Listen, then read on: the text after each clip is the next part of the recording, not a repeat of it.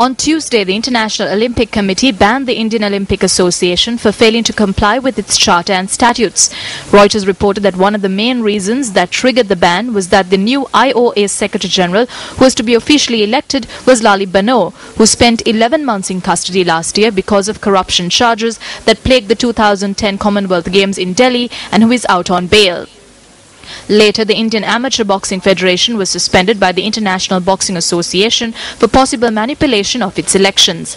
The IABF amended its constitution ahead of its September election to create the chairman's post to accommodate Abhay Singh Shotla at the end of his 12-year reign as the federation president. How will the suspension of some of India's sports governing bodies, owing to corruption and political interference, affect Sri Lanka?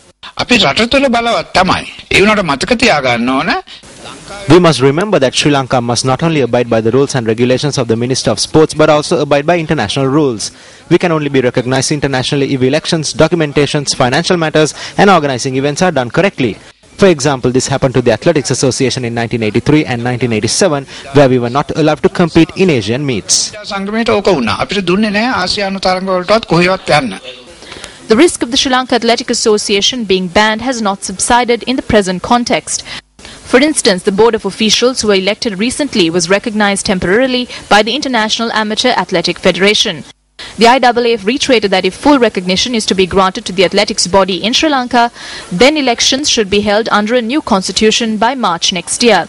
Furthermore, the International Cricket Council on the 3rd of June last year ordered its member states to free themselves from government interferences or face sanctions. The ICC emphasized that its member nations, including Sri Lanka, should reorganize its boards before 2013.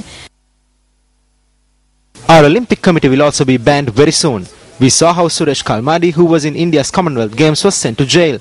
But our Kalmadi is not only a secretary to a ministry but is also an advisor to the president. See how good this government is. This is the only Olympic house in the world to have a Chinese restaurant and a gym.